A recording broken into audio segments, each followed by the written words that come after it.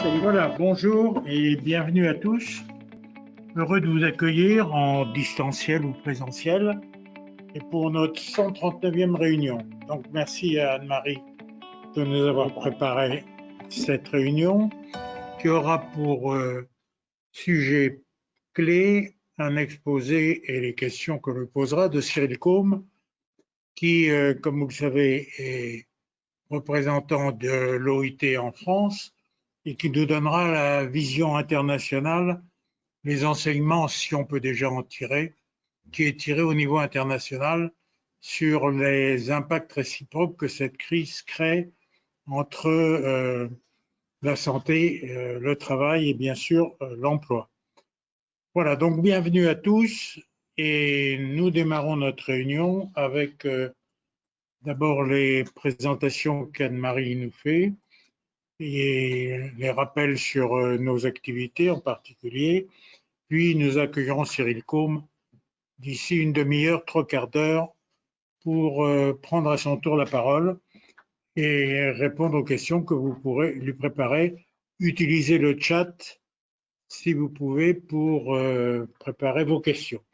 Voilà, merci, bienvenue, bonne santé à tous et je passe la parole à Anne-Marie.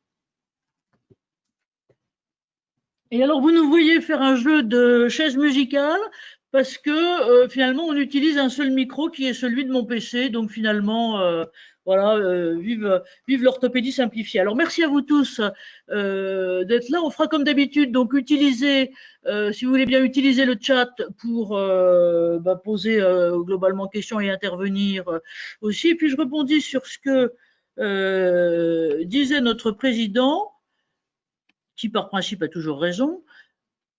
Voilà, bougez pas, j'ai poussé le chat sur le côté, excusez-moi, pour vous dire qu'effectivement là, on va être sur l'international cette fois-ci, et on a comme projet, donc j'en ai parlé à certains, d'avoir pour le mois de janvier ou de février, cette fois-ci une espèce de retour d'expérience sur les dimensions internationales de vous tous, et notamment les médecins ou les médecins coordonnateurs qui interviennent à l'international pour regarder un petit peu comment les choses se posent. Il y aura notamment, il m'est toqué de principe, la question c'est qu'il faut qu'il soit en France, Gérald Cauchy, que vous connaissez peut-être pour certains et que pour d'autres non. C'est lui qui a remplacé Alain Acker comme médecin coordonnateur des RAMET. Et donc, l'essentiel de l'activité, bien sûr, est international de ce côté-là. Mariana, qui doit sans doute être peut-être ici, bougez pas, je regarde sur mon autre PC, qui devrait en tout cas pas tarder, m'a dit OK aussi. J'ai demandé à Guillemette Lachat. Donc voilà, l'idée, ça serait en janvier ou en février d'avoir un truc un peu là-dessus, parce que c'est vraiment intéressant de pouvoir comparer. Vous verrez tout à l'heure, j'ai un comparatif notamment sur le Covid qui est bien intéressant. Voilà. Donc voilà pour notre façon de faire et les prochains. On va en revenir tout à l'heure là-dessus. Bougez pas, j'essaye. Alors excusez-moi parce que de temps en temps, c'est encore voilà. Est-ce que vous deux questions. Est-ce que vous avez du bon son et est-ce que vous avez l'écran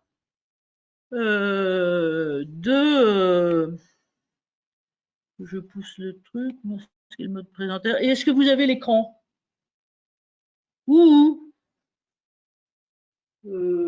Pas d'écho, bons échos, à votre avis? Pas d'écho, bons échos. C'est bon. Voilà, okay. Alors, merci, sympa. Merci à vous tous. Alors, donc effectivement là, études et perspectives de l'OIT, ce que me disait Cyril quand on a préparé la chose l'autre jour, c'est qu'effectivement l'OIT a énormément de données qui sont bien sûr consolidées et sur lesquelles ils font des perspectives et sur l'évolution et sur l'impact, notamment l'impact en emploi total. Je veux dire que les chiffres, vous verrez, sont complètement affolants. L'autre chose aussi, qui est la question que je lui posais, parce que ça va être on commence à avoir des reconfigurations, mais on ne sait pas encore, c'est l'impact sur les supply chains, qui impacte tout le monde là-dessus. Et donc ça sera sans doute aussi un truc à filer, si on peut dire, sur le prochain truc. Voilà.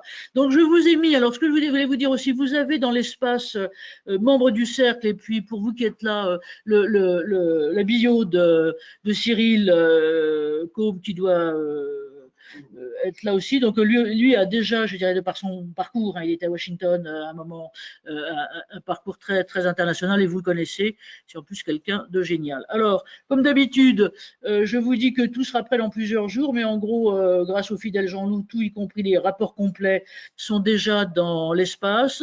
Il y a la revue de presse dont je vous dirai 2 mots tout à l'heure, que je mettrai plus tard, mais j'ai sorti 2 abstracts qui sont, enfin, les trucs qui sont les plus importants. Alors, aussi question, mais je dirais, si vous êtes là, c'est que vous avez réussi à arriver. En revanche, on a souvent des gens au cercle et ailleurs qui me disent « Help, je ne reçois pas, Anne-Marie, tes trucs ». Ça veut dire que pour une raison qu'on ignore, mais Outlook, Microsoft et les autres ayant toujours la main sur ce qu'on veut, sur ce qu'on fait, sans vous demander votre avis, il faut régulièrement que vous alliez, vous voyez, c'est ce qui est figuré ici, dans votre messagerie Outlook, sur la 3e colonne, c'est la 3e colonne, c'est pas la 5e, hein, sur la 3e colonne qui est celle des expéditeurs. Et donc, vous voyez que vous avez plusieurs possibilités qui sont bloquer l'expéditeur, ne jamais bloquer l'expéditeur ou ne jamais bloquer le domaine de l'expéditeur. Je vous conseille, si vous voulez bien, de ne jamais bloquer le domaine de l'expéditeur, parce qu'il y a les messages que je vous envoie perso à M2R, et puis il y a ceux que j'envoie, je dirais, globaux, et notamment avec un logiciel de messagerie, et qui sont le CES, certaines entreprises. Et donc celui-là peut être bloqué. Et donc quand on ne fait pas cette manip, je dirais qu'il y a 3 cas de figure. Le plus gentil, c'est que ça tombe dans vos spams. Ça, si vous y allez, mais encore faut-il y aller, vous le retrouvez. À l'intermédiaire, vous pouvez avoir le message un peu zarbi et notamment sans pièces jointes, s'il y a des pièces jointes. Et le troisième, c'est qu'il est bloqué complètement. Donc, c'est indispensable de faire cette manip.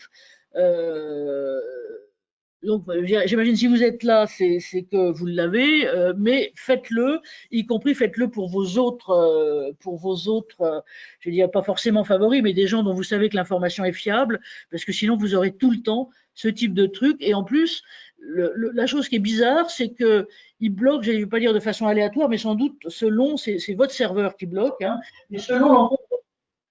Et donc s'il y a, tiens, il y a de l'écho. Bon, s'il y a souci, c'est voilà.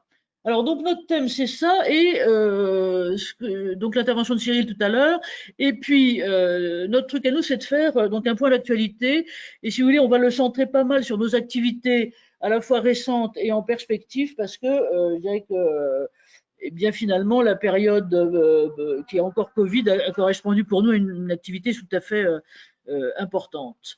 Et puis, on aimerait bien à un moment, alors on a toujours la question quelle politique est pratique, et donc ça peut-être que je reviendrai chez vous avec le Covid, avec, je dirais, un coup de peut-être de téléphone et une interview que j'ai fait avec certains là, et puis surtout un gros projet.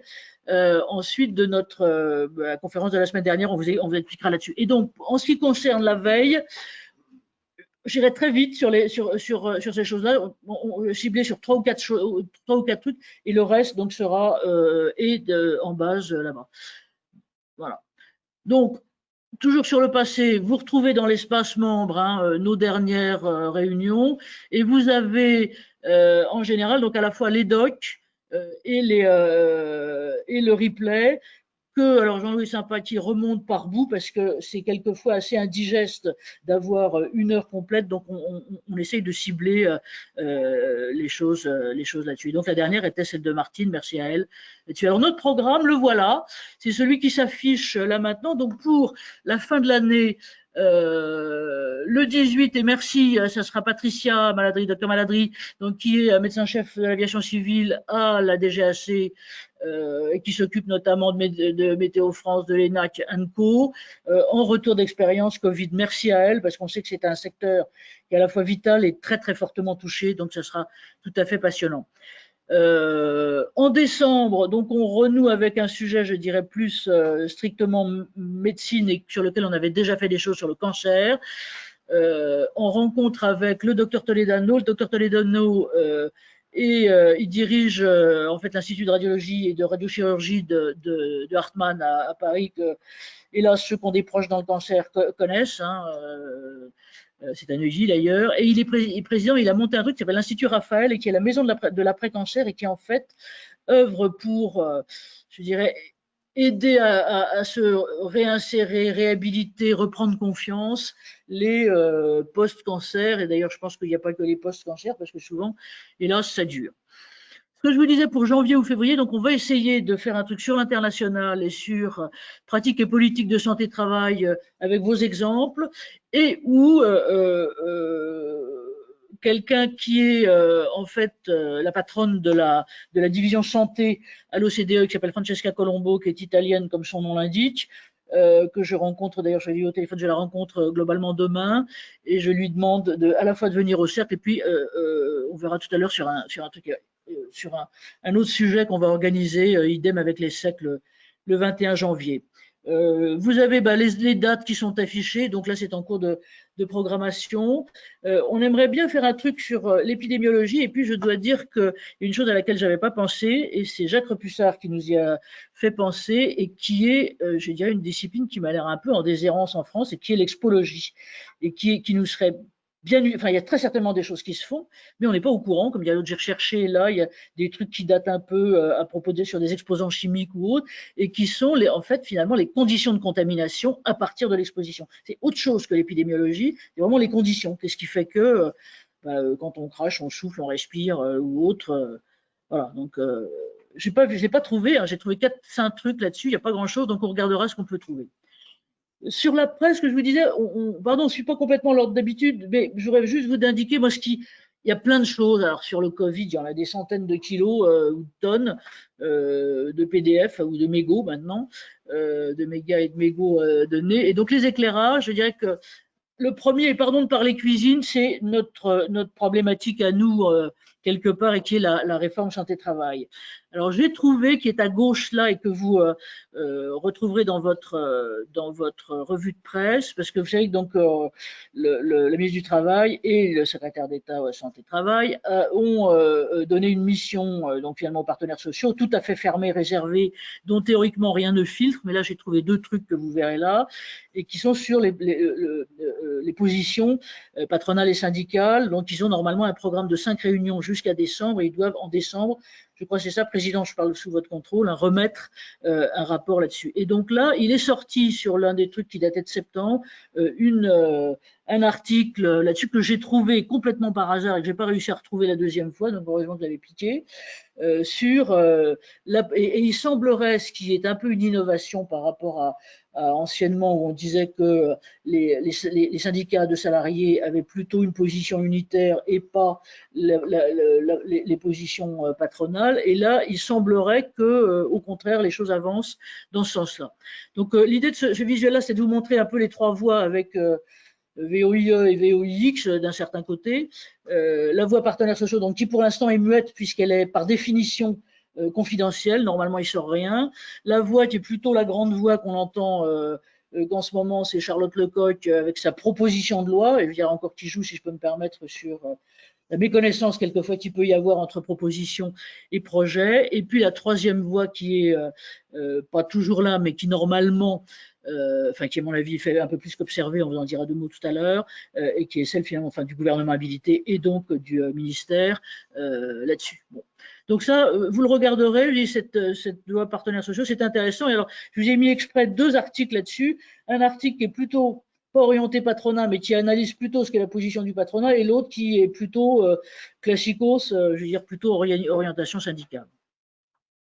L'autre chose sur tous nos sujets, je dirais que c'est effectivement la montée de la défiance, des broncas, de l'anxiété qui croît. Alors on verra ce soir globalement ce qu'il en est, mais voilà, donc avec les experts dénoncent des défauts d'anticipation, c'est le fameux rapport qui est sorti hier, pas très pratique. Et alors ça, c'est 2 trucs qu'il faudra vraiment absolument que vous lisiez. À la limite, je vous l'enverrai à part, parce que ce sont 2 articles. L'un qui est court, Est-ce que tout le monde a coupé ses micros, que personne ne sorte? J'entends des bruits. Ah oui, il y a un appelant 01. C'est qui l'appelant 01? Il faudrait que vous coupiez votre micro, l'appelant 01. Il faudrait que l'appelant 01 coupe son micro. Sinon, il faut que je lui coupe la chic. Comment est-ce qu'on fait? Alors, appelant 01. Bon, je n'arrive pas à lui couper la chic. Bon, alors je reviens à mes articles. Donc là, c'est la BBC là, qui nous montre une ville de Qingdao qui arrive à se faire 9 millions de tests en même pas 5 jours. Bon. Donc, on ne fera pas de comparaison malsonnante. Et l'autre, alors l'autre est absolument passionnant. C'est 6 pages, mais lisez-le. C'est en gros, alors c'est un petit canard canadien, donc canadien anglophone là, apparemment, qui s'appelle Salt Online, et qui fait une longue comparaison uniquement chiffrée. Donc c'est uniquement des chiffres sur les évolutions de la pandémie et la réalité des choses là-dessus. Jacques, est-ce que vous voulez en dire 2 mots là-dessus ou Alors, il faut que vous allumiez votre micro et que personne ne sorte. Je coupe le mien. Oui, ça met, si je puis dire, nos pendules à l'heure d'une réalité qu'on n'évoque pas tous les jours, mais qui est que la domination de l'épidémie en Asie de l'Est est tout à fait remarquable par rapport à ce qu'on fait dans les pays occidentaux. On est du point de vue des contaminés et du point de vue des décès dans des rapports de 1 à 10, voire plus. Et ça met en évidence donc qu'il y a des phénomènes qui sont pas seulement la façon dont on est dirigé, pas seulement la façon dont on est acculturé, mais un peu le mélange de tout ça qui fait que l'Asie du Sud-Est a une réponse sans commune mesure avec la nôtre. Et donc, de méditer là-dessus et de voir quels renseignements on peut en tirer pour la suite, c'est important.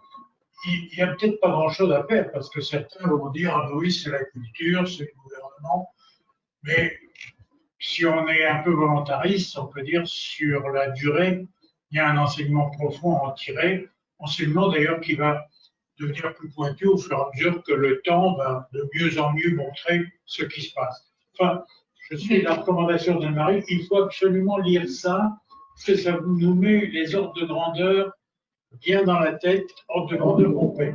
Moi d'ailleurs, je suis tout à fait surpris de voir qu'on n'a pas de nouvelles de Chine dans notre presse. En Chine, il y a quand même 10 fois plus d'habitants qu'en France, et par conséquent, beaucoup en tirer. Ouais. Donc vraiment, lisez-le et si vous n'arrivez pas à le retrouver dans la revue de presse, je l'ai mis au début pour que vous puissiez, ça sera le premier article, pour que vous puissiez le retrouver. Vraiment, c'est tout à fait intéressant de ce côté-là. Voilà, donc ça c'était le truc là. Alors maintenant, je ne sais pas, voilà. Autre chose aussi qui est une nouvelle importante, vous avez vu, c'est que la France interdit les transferts de données de santé hors de l'Union européenne. Donc, la position est prise sur l'appel à Microsoft dans le Health est passé le 9 octobre, donc un arrêté signé d'Olivier Véran pour dire que, c'est ce qui est souligné en jaune là, vous le verrez là, qu'il n'y ait aucun transfert de données à caractère personnel ne peut être réalisé en dehors de l'Union européenne. Donc, et que c'est un peu la fin des batailles et autres.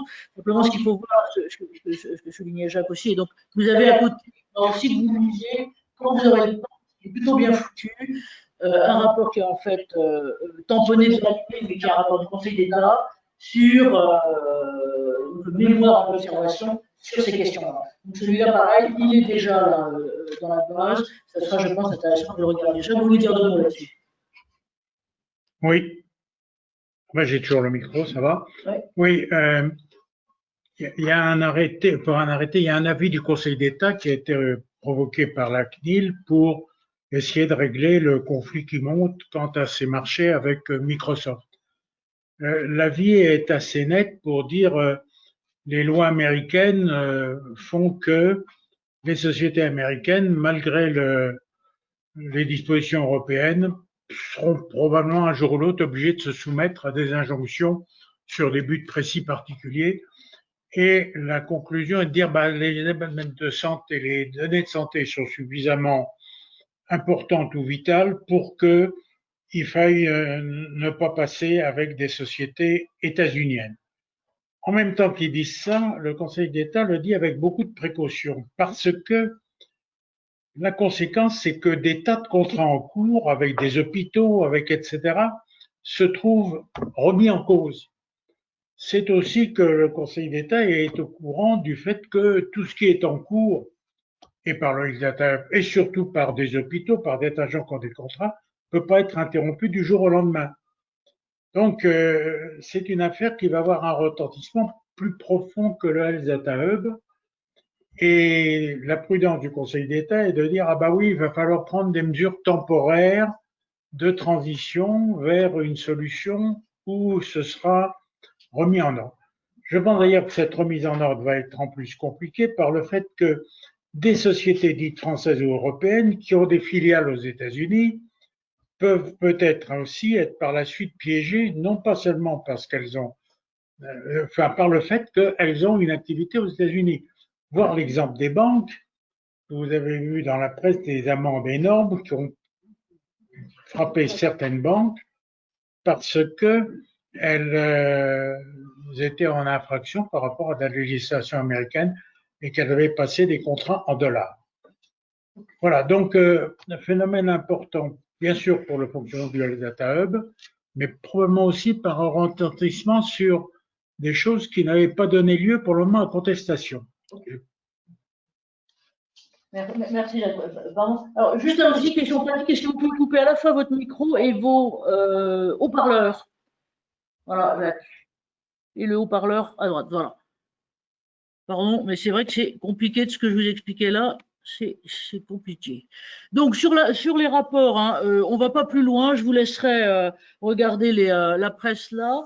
Et en revanche, j'aimerais qu'on fasse un point, j'espère que le son là est bon là maintenant, j'aimerais qu'on fasse un point sur notre actualité du cercle parce qu'elle a été effectivement très intense ces temps derniers parce que finalement la santé et la santé au travail est complètement au cœur du truc et puis aussi parce qu'on a peut-être été su être en gros su être proactif de ce côté-là pour faire avancer les choses. Voilà, donc, alors, donc un point sur nos contacts sur lequel on reviendra tout à l'heure, si vous voulez bien.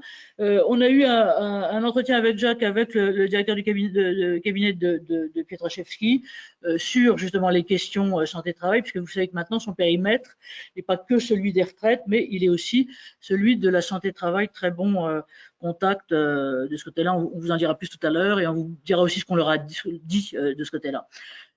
Aussi avec, pas directement Bertrand, mais avec son cabinet, et donc la fille qui s'occupe de la santé là-dessus, avec laquelle j'étais en relation à la fois pour Préventica et pour d'autres choses, et puis parce que lui, on le connaît depuis des lustres, donc là aussi les choses avancent. Avec le Health Data Hub, idem, et donc autour d'un projet notamment qu'on a de monter une manifestation le 21 janvier sur la question de besoin de données, parce qu'en France, on est un peu bloqué là-dessus. La peur est telle que c'est un peu n'importe quoi dans tous les sens.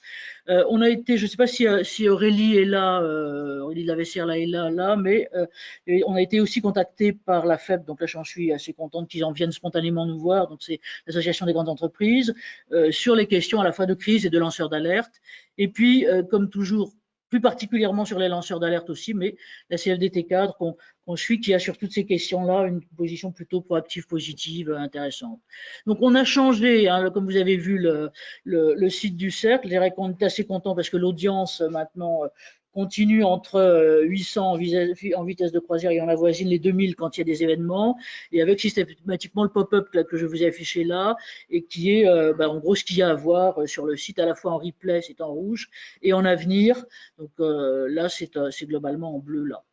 Et puis notre truc aussi, ça a été, donc sur l'été, on a toujours les replays qui marchent, et je dois dire que celui qui a marqué et qui est intéressant, c'était encore une fois la forme de l'UX Forum qu'on avait fait sur les innovations le 8 juillet, et sur lequel on a encore des échos globalement là maintenant, et qui vient tout à fait positivement de ce côté-là. On salue Ginette Fransquin qui arrive et qui vient qui vient là. Et l'autre truc donc, qui nous est un peu tombé sur la tête, ça a été l'annulation de l'UX Forum Innovation sur les exosquelettes. Voilà.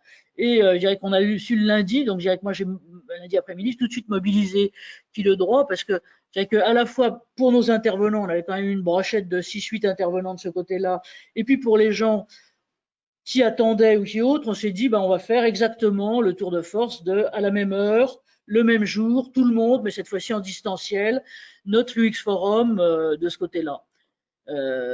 Et donc, on l'a transformé avec le petit logo du distanciel, en distanciel systématique. Une partie des intervenants venant chez nous, je veux dire dans l'île, pour capter la chose, et puis l'autre partie à distance.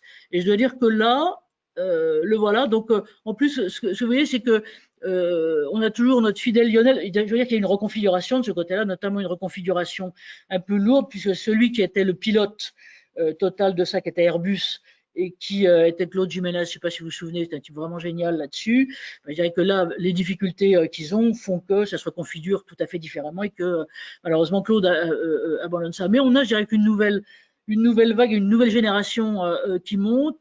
Et moi, ce qui m'a frappé, donc ils sont des ergonomes, ce qui m'a frappé, c'est la qualité et la synthèse de leur approche. Et en fait, on voit bien, donc, avec le garçon que vous voyez à gauche, là, qui s'appelle Léo Lemoine d'Engie, qui se qualifie lui-même de BBNJ parce qu'il est arrivé alternant et que là maintenant il est en vraiment responsabilité d'ergonomie là-dedans. Ce qui est intéressant, c'est que son entrée à lui n'est pas une entrée performance, c'est-à-dire que son entrée, il est rattaché à la mission handicap et en fait il est venu par les soucis de TMS et les difficultés de réinsertion finalement.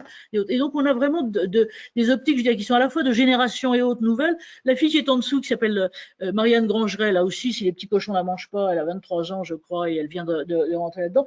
Elle avait mis en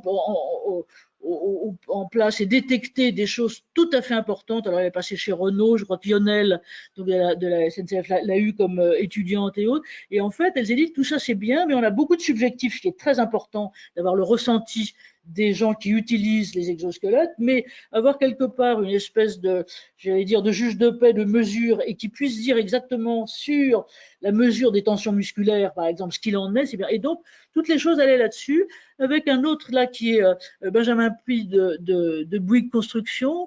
Et je dois dire que là, c'était aussi intéressant, c'est que c'est pas un groupie fanatique des exosquelettes. Il en a essayé tout un tas, et donc il voit bien que selon les situations et autres, et selon les besoins, et donc ça donne, je dirais, une grande impression de crédibilité pour notre truc. Donc je dirais que globalement, réel succès. Je dirais réel succès. Moi, dans ma candeur naïve, encore une fois, pardon, mais je pensais que Préventica allait nous filer les fichiers. D'habitude, on a entre 90 et 150 personnes.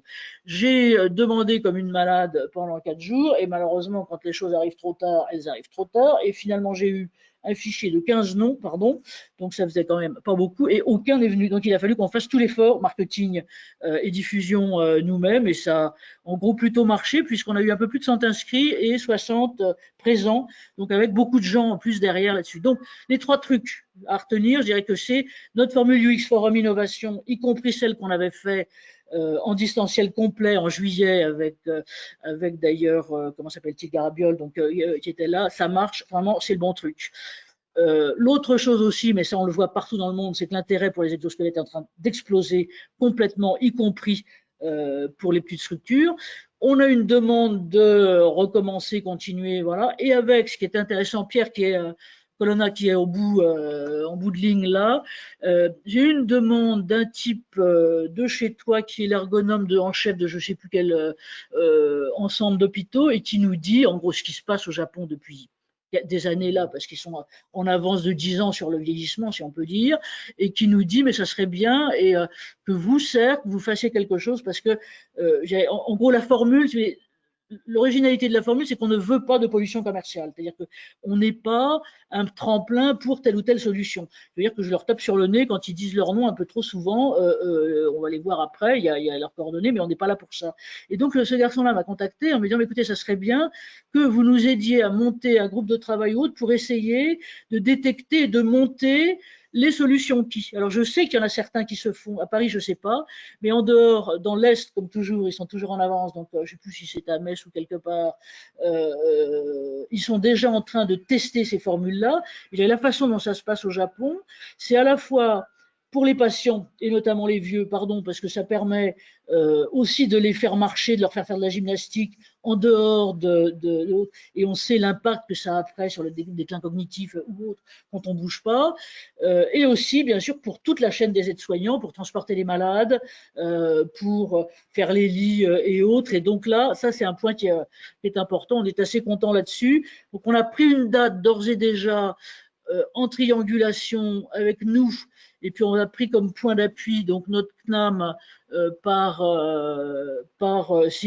Sandra Bertheusen-là, et aussi sur un plan pratique, quelqu'un qu'on avait beaucoup aidé dans le temps qui est à Amiens, qui est l'Institut d'ingénierie de la santé d'Amiens, et dont les équipes font pas mal de simulations là. Donc on va essayer de monter un truc de ce côté. Voilà.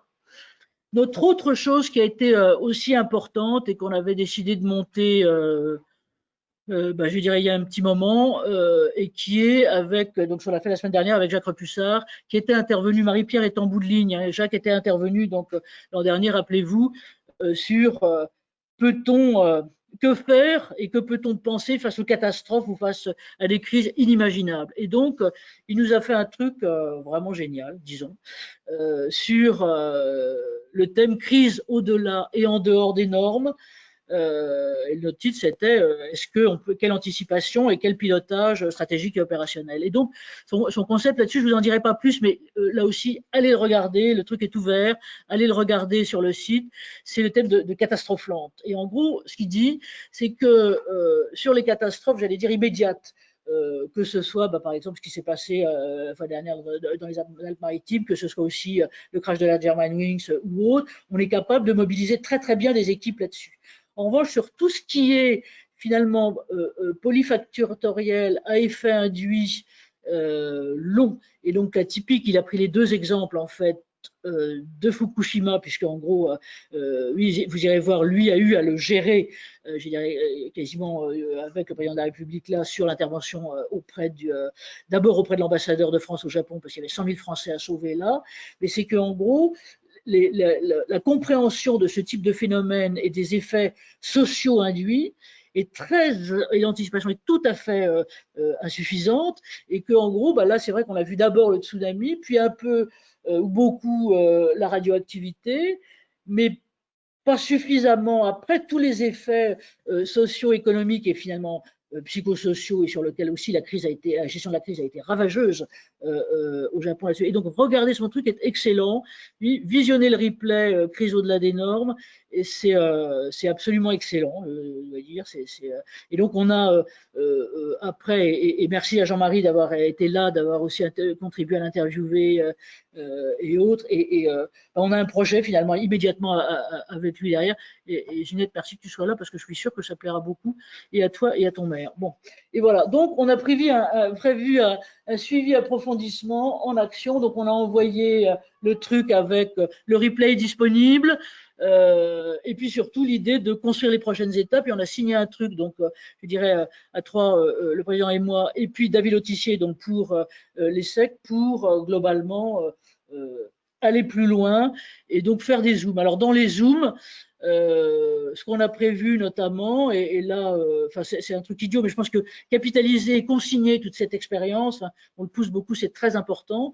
Et donc là, ce qu'il me disait, c'est que ce qui était l'ambassadeur de France au Japon à l'époque, qui a été ensuite secrétaire général de l'Élysée, et qui se trouve être, j'ai regardé quand même un peu sa bio, à la fois il a pris la succession d'un de nos copains, mais ça c'est autre chose, mais en même temps, il est lui maintenant, c'est le fils de Maurice Faure, et donc il s'appelle Philippe Faure, et là, il y a tout ce qui a été notamment l'évacuation, l'information, ils avaient monté, Marie-Pierre est là au bout du truc, elle me corrigera s'il y a des choses, mais ils ont monté en fait une espèce de laboratoire pour avoir sur place la réalité des chiffres, parce que personne n'avait les chiffres.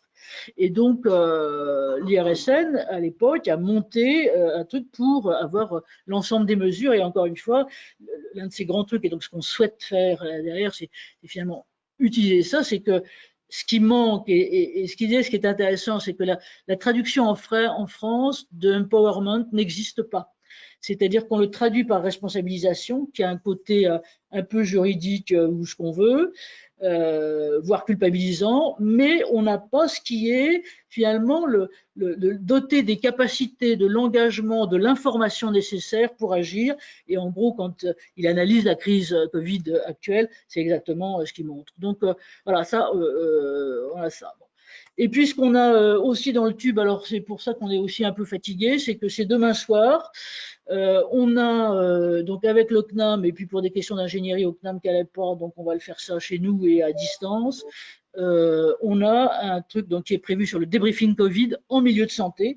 Et donc ça, c'était une demande initiale des étudiants de Sandra. Berthelsen, c'était de faire un truc là-dessus. Et l'idée, ça a été de faire un retour d'expérience pour l'avenir. Je dirais pourquoi ça nous intéresse. Nous, c'est qu'on est en plein au cœur de la santé, de l'imperméabilité, la perméabilité, si on peut dire santé globale, santé travail, puisque les soignants sont en plein exposés dans leurs conditions de travail, dans leur vie, dans leur engagement là-dessus.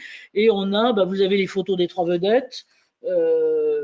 La première, pardon de faire une hiérarchie, la première, c'est le Dr Lionel Lameau. Donc lui, on essaiera un jour de le faire intervenir aussi directement. Il est pour nous le type qui a impulsé la fameuse appli de santé qui sauve des vies, qui s'appelle Sauve Life, que je vous conseille de tous télécharger et de ne pas faire comme le... Enfin bref, non, on parle que de Sauve Life pour l'instant, de l'appli Sauve Life. Et il est donc chef de la Réa à Necker pour les adultes. Et surtout, il est connu pour être le docteur TGV Covid. C'est-à-dire qu'en gros, au moment où il y a eu, ça déborde, on ne pouvait plus soigner localement, donc et sur l'Est et à Paris, les intubés, les réas de partout. Il a fallu, on a pu en transporter certains par hélicoptère et par avion, enfin, c'était pas en Belgique, c'était en Allemagne et autres, mais les autres, bon, pas possible, donc il fallait les transporter et il organisait donc des convois. C'était les taxis de la Marne version 2020, Covid, des convois vers l'ouest, notamment vers Nantes, Angers et autres, et avec des gens qui étaient dans un état de fragilité extrême, alors quasiment claquant, intubés et autres, et il fallait équiper à la fois les trains et donc il intervient demain, donc ça c'est notre première vedette. La deuxième c'est Christine Huy-Simon, je sais qu'elle est là, merci Christine en tout cas de ta force et d'être là. C'est donc à la fois nous la connaissons comme médecin coordonnateur international des Galeries Lafayette, et au moment de la crise, et donc malheureusement il a fallu, du côté de chez vous, fermer l'ensemble des magasins worldwide. Christine dit moi je me tourne pas les pouces et je m'engage comme médecin volontaire de base à la PHP, et voilà. Et donc c'est aussi son expérience qu'on aura, l'idée étant que elle a la parole libre, c'est-à-dire qu'en gros, il n'y a pas de rattachement hiérarchique. Là, elle n'a pas à craindre pour sa carrière de dire quoi que ce soit, parce qu'on a vu qu'il pouvait se passer après des choses bizarres de ce côté-là. Et donc, le troisième, c'est Jean-Marie. Jean-Marie, si vous voulez venir dire deux mots là, plutôt près de moi, parce que le même micro est là, juste sur ce que vous avez préparé, et donc qui est plutôt le biais d'une investigation sur la question. Merci Anne-Marie. C'est simplement de faire état de témoignages très directs d'un certain nombre de professionnels. Bien sûr, les deux médecins ont assumé d'immenses responsabilités, mais moi, je vais, parce que je les ai recueillis, faire état des réactions très concrètes des autres métiers, y compris les métiers de la logistique, de l'approvisionnement, etc. Et très modestement. Merci. Merci Jean-Marie. Alors là aussi, on a 180 inscrits. Et outre les étudiants, donc pareil, on va faire ça semi en distanciel, semi en enregistrement, au global chez nous, parce que c'est vrai que c'est plus agréable plutôt que d'être, chacun dans sa boîte de ce côté-là. Alors les autres programmes, je les passe vite. On a toujours la violence, hein.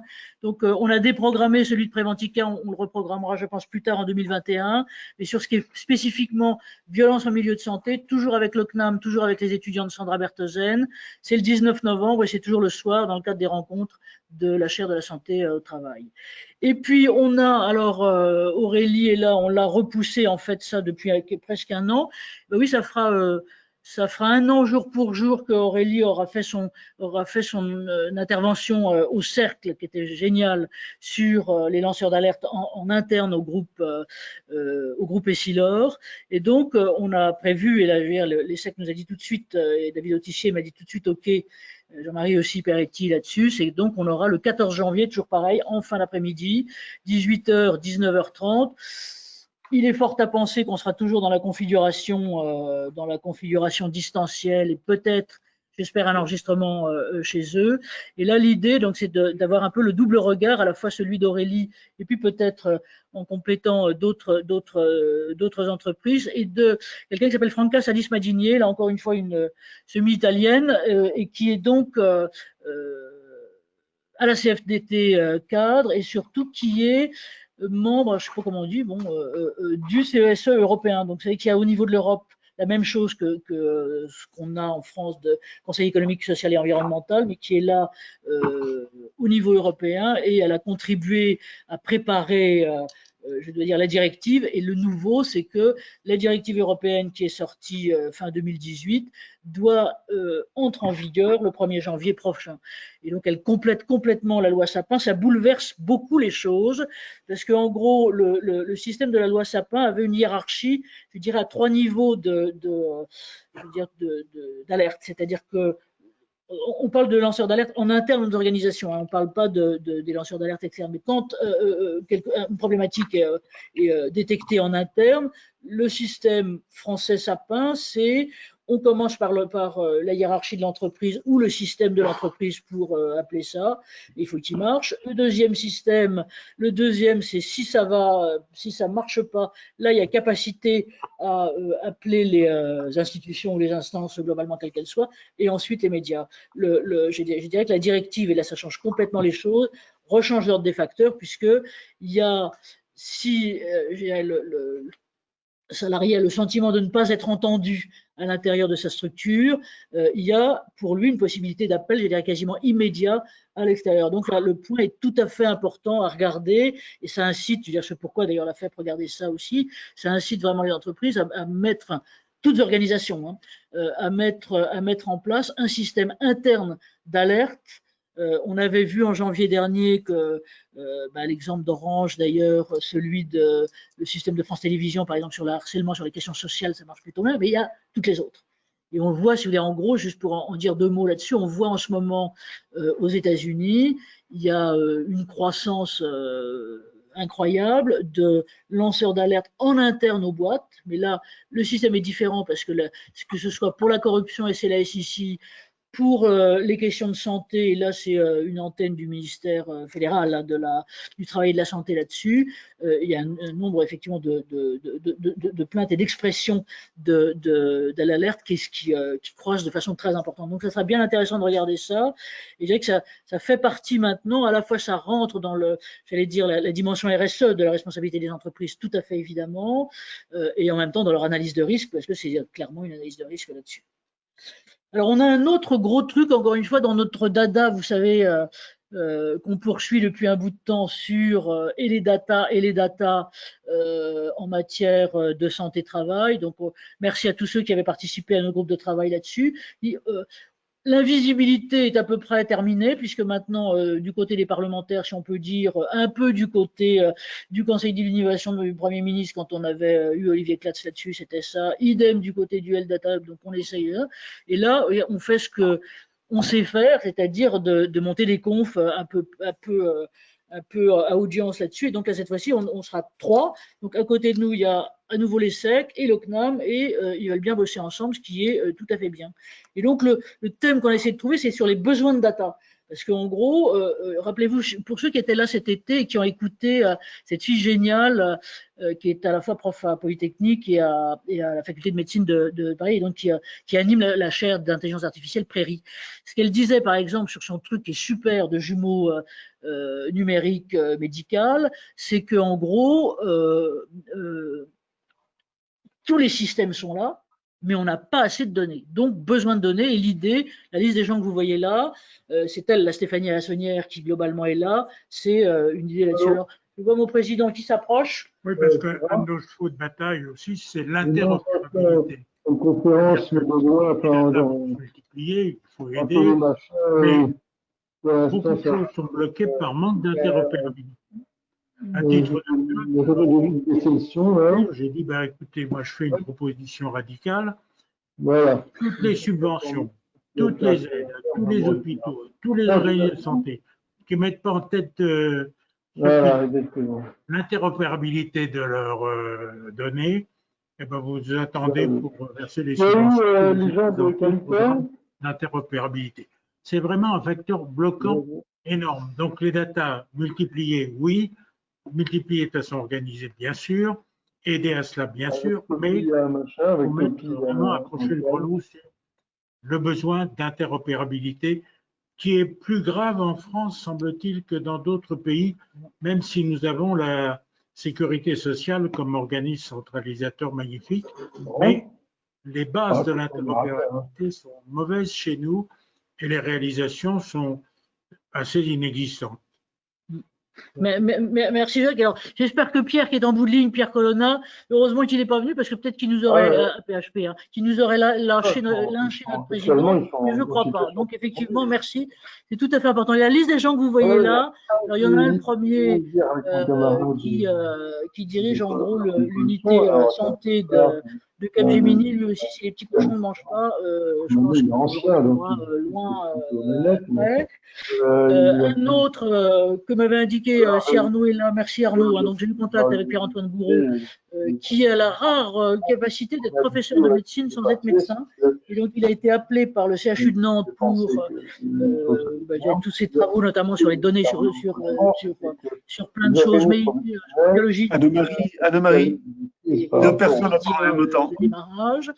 Et donc il est bien OK, Stéphanie OK, Stéphanie Combe aussi, Francesca Colombo, dont je vous parlais tout à l'heure, donc qui est le pôle santé de l'OCDE, pour avoir, la plupart, enfin tous, là, ont une optique et des connaissances internationales. Stéphanie a travaillé à la Johns Hopkins pendant un bout de temps avant de revenir en France, et international. Stéphanie Lassonnière, Gouraud, pareil, il est resté 8 ans dans je ne sais plus quelle université de Californie avant d'arriver là. Ruttard, même combat. Arnaud, notre Arnaud, idem.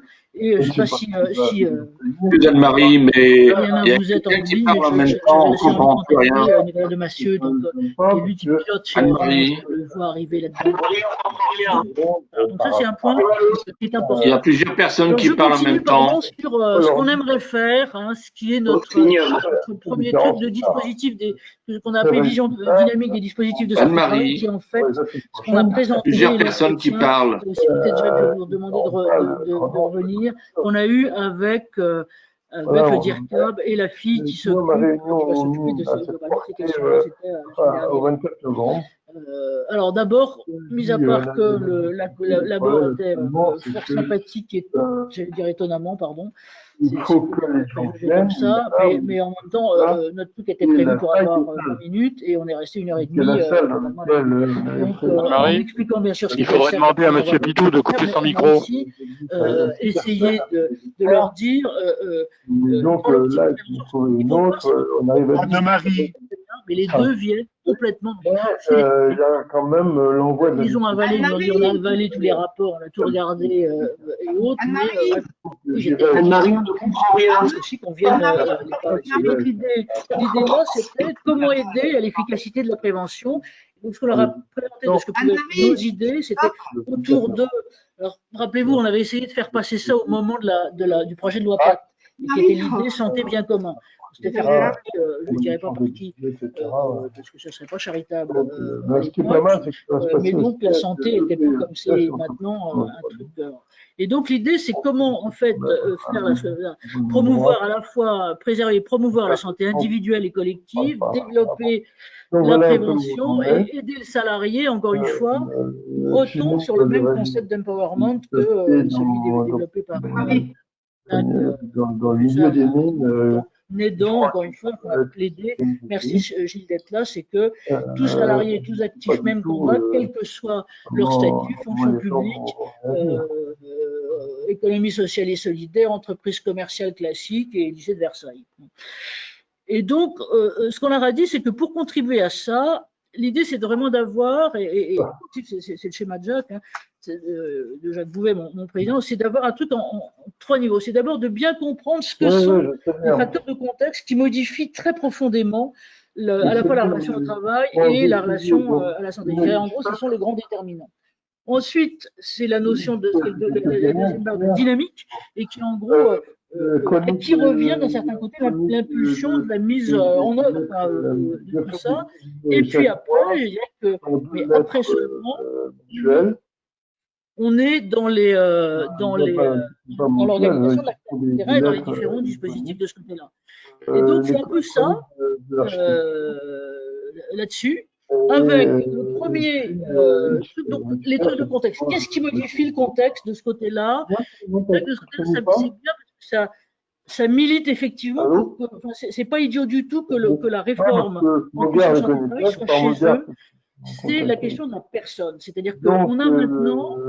Avant, les gens étaient fidèles à une entreprise où on faisait 4-5 dans leur vie, en gros, en plus. Maintenant, on a des cursus complètement. Si vous voulez rebattre le truc de finalement, c'est le concept de bouddhisme d'impermanence, il est complètement là. Hein. Vous savez que Montaigne, c'était pareil, puisque ma citation préférée de Montaigne, c'est le monde n'est qu'une branloire pérenne. Également, il y a un truc qui s'appelle excusez-moi, et donc voilà, donc sur les cursus, donc l'idée c'est que, alors on a cette révolution-là qui est venue par le compte personnel de formation, le système des retraites qui est vraiment attaché à la personne et autres, mais l'idée c'est que vraiment maintenant c'est la personne qui doit se trouver au centre du système, et non plus le poste, puisque ça va changer, que le poste lui-même n'a plus vraiment de sens, et donc ça, c'est l'une des grandes mutations. La deuxième, c'est bien sûr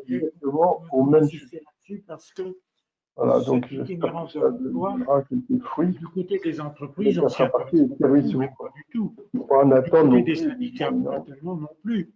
C'est l'intérêt des personnes dans une vision moderne de ce qu'est vraiment la vie des personnes aujourd'hui. Et donc là, c'est vraiment un rôle de gouvernement de donner une impulsion pour dire ce point-là est important. Vous allez voir par la suite qu'on veut faire une grande convention sociaux. Mais là, c'est le sujet sur lequel cette impermanence de l'emploi, les partenaires sociaux ne s'y adressent pas. Bon.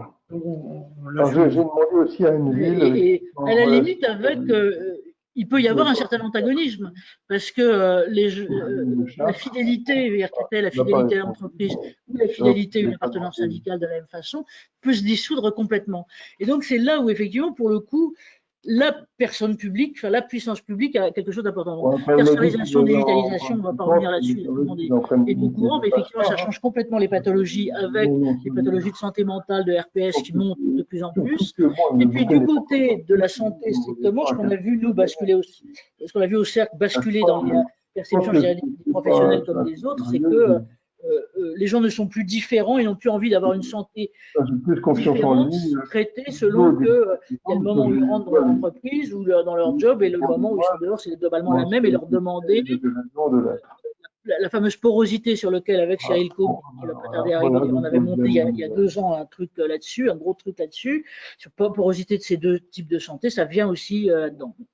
L'autre chose aussi, c'est que dans les préoccupations des gens, il est clair qu'on est passé des conditions de travail à la qualité de vie au travail, voire à la vie au travail, voire à la qualité de vie tout court. Rappelez-vous, je ne sais pas si vous vous souvenez, mais ce que nous disait notre CFDT cadre favori, au sein de la CFDT, tous les trucs qu'ils ont eus pour finalement, en tout cas en matière de cas, parler de la qualité de vie tout court et pas que de la qualité de vie au travail. On change encore une fois de concept, et puis je dirais que tout ce qui est innovation dans ton ils ont peur de les jumeaux numériques, la cobotique et autres, ça change tout. Et encore une fois, ce qui peut permettre de suivre tout ça, on revient à notre obsession, c'est les dates. Maintenant, et là, je crois qu'ils ont tout approuvé le schéma. Maintenant, sur la mise en mouvement, l'idée là aussi, c'est de bien distinguer les choses.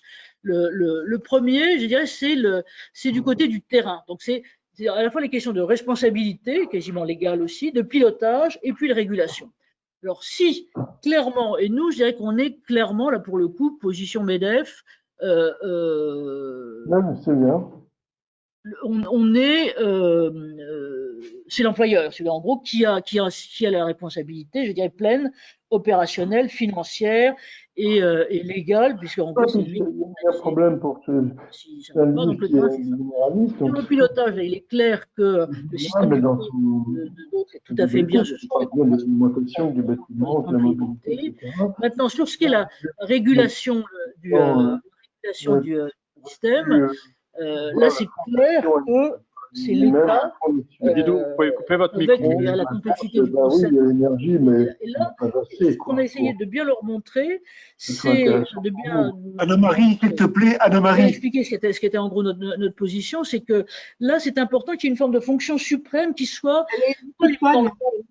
Anne-Marie engagée dans l'opérationnel pour justement pouvoir être l'arbitre, le certificateur et éventuellement l'organisateur. Anne-Marie, vous entendez là? Anne-Marie. Dans une vie antérieure, j'ai eu beaucoup pour les commissaires aux comptes, à la fois leur Anne-Marie. Il y a un truc qu'il faut que vous regardiez, qui s'est installé, je pense, il y a un peu plus d'une dizaine d'années, une quinzaine d'années globalement maintenant. Anne-Marie, qui a été couper le micro de Monsieur Bidou. Par pas mal de difficultés, globalement, disons les choses, que ce soit les scandales Enron, Anne-Marie. fait que autour de la crise. Et si vous lisez les gazettes, vous avez dû voir que le H3C Marie, il faut couper le micro de M. Bidou. Dans le collimateur, Mazar, on peut le nommer, très bien sur le plan de développement durable. Autour de celle aussi qu'on appelait Mamie Cassoulet. Mamie Cassoulet étant la propriétaire de Williamson. Donc là-dessus, il y a eu des faits que la morale réprouve, à la fois dans les diligences et autres. Et donc là, c'est séparé de la chancellerie, ça n'est pas, même si là-dedans il y a des magistrats, il y a des représentants un peu tripartisans, c'est vraiment un système qui est tout à fait. Donc l'idée, c'est de penser à ça peut-être du côté aussi de la santé de travail. Anne-Marie. Troisième point, du côté des outils et procédures, je dirais que pour la faire rapide, il y a tout ce qui est à disposition de l'entreprise qui va depuis les supports méthodologiques du document unique, les organes du type CSE, CHSCT, ANCO, les règlements, les rapports, et on voit là maintenant que les rapports RSE, extra-financiers ou intégrés s'intéressent aux enjeux de santé travail. Il y a tout le système de la tarification, donc là, qui est en gros là. Alors, la tarification, ça, c'est pas moi. Avant la tarification, sur les supports et procédures internes, je pense que c'est très important de bien les souligner. C'est là que la véritable implication se fait. De la presse, un glissement qu'on observe quelquefois, c'est qu'ensuite les auxiliaires qu'on va voir, ça sert de glissement des responsabilités. Les auxiliaires, c'est très important, mais ce sont les auxiliaires. Or, quelquefois, on voit dans les discours des uns ou des autres, je prétends assumer, et ensuite je suis content de glisser toute la responsabilité sur les auxiliaires.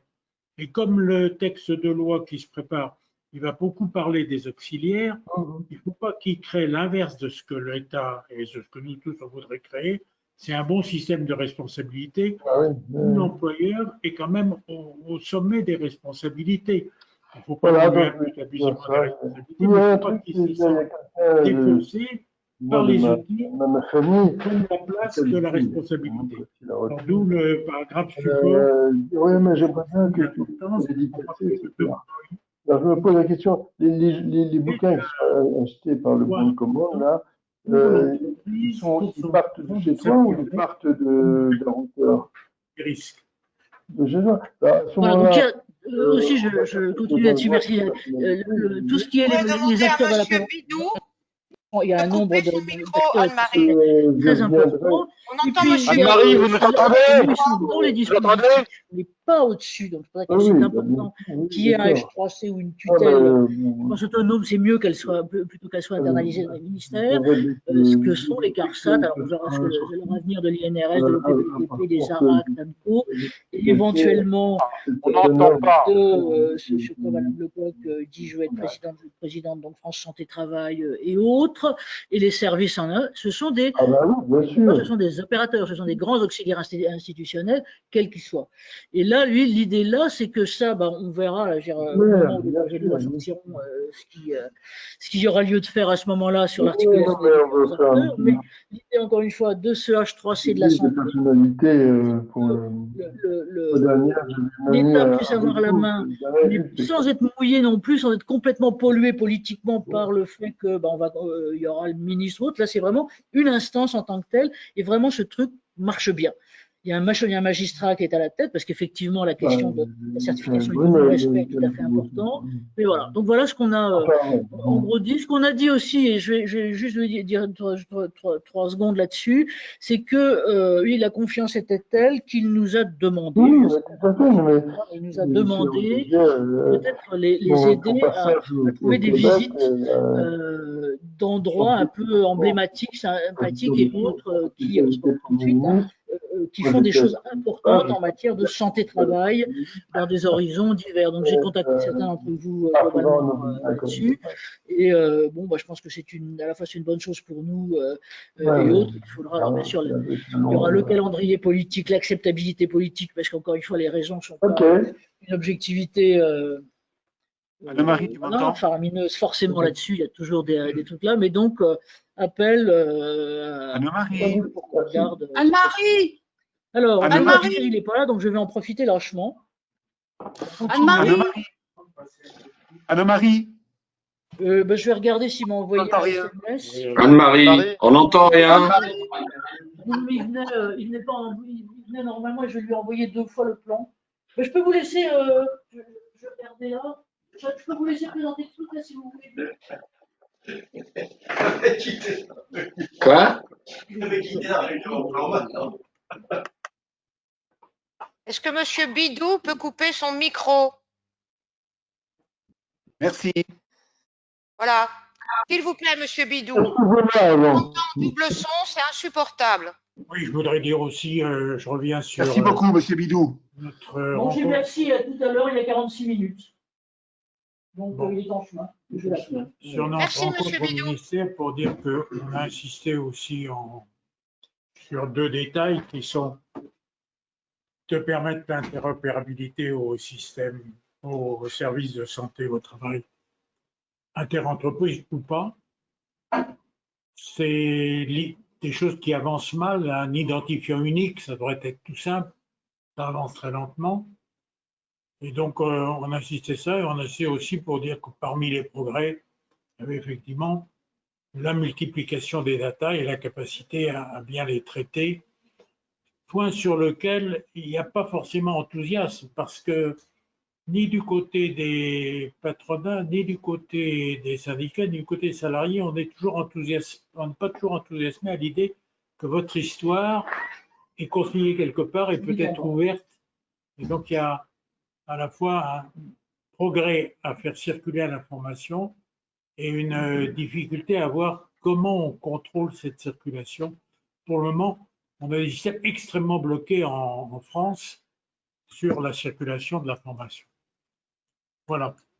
Ouais, merci. J'ai pas avancé, mais j'ai plutôt fait un retour en arrière. Alors, on en profite le temps qu'ils prennent l'ascenseur, parce qu'en fait, Cyril était juste en bas devant la maison de la mécanique. Ouais, voilà. Comme il y a des travaux, c'est pas du tout pratique. Donc, je lui ai dit par le 45. Voilà. Et donc, là, je vous réaffiche le truc qu'on a envoyé à tous pour dire aussi appel à idées de ce côté-là. C'est encore une fois, le truc, c'est au lieu d'avoir le système top-down avec on s'assied sur le couvercle, c'est down d'abord et finalement donnons à la fois capacité, responsabilité à nos gens, enfin à tout le monde, à tout un chacun de la base pour ça. Et Jacques donnait un exemple qui était très intéressant, je parle de Jacques Repussard là, au Japon. Pour ceux qui étaient là, vous verrez, il y a un moment une photo où vous avez 2 paysans japonais qui reviennent finalement dans ce qu'était globalement leur exploitation, parce qu'il faut quand même essayer de faire revivre, réimpulser l'ensemble de ce côté-là. Et ces 2 paysans sont équipés de dosimètres. Ça, c'est le truc génial pour mesurer en fait les choses. Et il dit parce qu'aucun pouvoir central ne saura jamais à quel endroit d'un champ on peut aller parce qu'il n'y a pas trop de concentration de radioactivité et à quel endroit. Et donc là, c'est le savoir et encore une fois, il faut équiper les gens et leur donner le savoir pour leur permettre d'agir. Et à ce moment-là, c'est des grands garçons, ils voient exactement, et donc le truc est branché sur leur PC, ils voient par exemple au cours de la journée quelle a été toute la traçabilité, à quel moment ils ont pris les doses et à quel moment ils ne l'ont pas. Et donc, qu'est-ce qu'ils vont pouvoir faire après? L'idée étant, ceux-là étant des gens qui avaient rien qu'à essayer de maintenir les exploitations, même si en gros on les refaisait pas. Et donc l'idée, c'est ça. Et ça va être, et donc on va avoir besoin de vous de ce côté-là. Donc je veux dire qu'avec Jacques Repussard, on est un peu excités comme des puces là-dessus, et de vous regarder à quel endroit on pourrait faire ça. Me permettez juste de dire, dans votre enthousiasme légitime, Anne-Marie, vous dites au lieu de. C'est à côté de. C'est en complément de. Parce que tout ce que doivent décider des autorités, etc., c'est probablement souvent d'une nécessité incontournable. Mais il y a la possibilité de faire plus en jouant sur l'empowerment, c'est-à-dire essayer de redonner à la base aux citoyens la prise en main de quelque chose dans cette affaire, et on doit pouvoir aider à éclore cela, ce qui n'est pas toujours dans nos réflexes. Ça fait partie, les études à faire à ce sujet-là, fait partie plus des sciences sociales que de la technique. C'est empowerment pour essayer d'endiguer une crise lente aussi avec non seulement la hiérarchie, mais l'apport de la base. Avec l'apport de la base, et en fait le fait que quand on fait quelque chose, enfin, on sait bien, quand on a peur, le fait d'agir permet de retirer la peur et donne à la fois de l'efficacité, du collectif, ça donne tout. Et donc l'idée, ce qu'on est en train de faire, donc vraiment on a besoin de vous si vous pouvez, c'est à la limite, ce serait de monter des clusters positifs. C'est-à-dire à partir, ça peut être d'entreprises, de collectivités, ce qu'il faudrait, c'est qui est en fait le mieux, ça serait de trouver une petite métropole, pas grosse, mais une petite métropole, mais un maire, ça serait très bien, et autres, qui ait envie de monter ça, et à ce moment-là, donc là, je veux dire, Jacques est en train de voir l'archer. Moi, on va essayer, j'ai essayé, je vais vous dire auprès de Bertrand, mais en gros, c'est trop gros la région, il faut trouver, puis avec Aubry, c'est compliqué, donc il faut trouver une ville ou autre sur lequel il puisse y avoir à la fois un appui universitaire, on pourra mobiliser des universitaires, et puis mobiliser des comités de quartier, des assos et autres de ce côté-là, encore une fois, pour venir compléter le dispositif, parce que, et encore une fois, vous lirez le fameux article dont je vous parlais tout à l'heure de ce qui se passe à l'Est, en gros, que ce soit globalement dans les différents pays d'Asie. Apparemment, Nouvelle-Zélande, c'est aussi là. On salue Cyril Combe qui arrive. Et alors, merci à vous parce que, comme je suis très bavarde, je n'avais pas fini, donc c'est absolument parfait. Est-ce que vous pourriez venir plutôt près de moi parce que je vous filerai mon micro? Et donc l'idée c'est vraiment ça. Donc on part dans une campagne. Moi j'essaie de regarder comment, à la limite, la couleur politique, sauf une, on s'en moque assez. Hein, donc voilà. J'ai repensé à Estrosi. Moi je disais pourquoi pas la maire de Nantes. Voilà. On prend. Mais l'idée c'est qu'il faut quand même une autorité, quelqu'un qui ait suffisamment le poids moral pour pouvoir, en gros, lancer tout ça et autres. Alors, on fera ça petit à petit, mais ça peut être aussi des relais. Je pensais notamment à vos entreprises. Je pensais, je ne sais pas si Philippe avait été là, mais j'ai mis un petit mot à la DGA de la Poste là, de ce côté-là, parce que la Poste, ça serait aussi intéressant. Donc voilà, on est autour de ce grand projet et on a envie d'y aller parce qu'effectivement, enfin, on verra ce que nous raconte notre président ce soir, mais encore une fois, le top-down, c'est pas mal, mais l'empowerment de la base, c'est en gros pas mal non plus. Alors voilà, on salue Cyril Combe qui est en train d'arriver, que je vais installer à ma place. Mais c'est un peu orthopédique parce que... Non, vous venez là, vous venez là.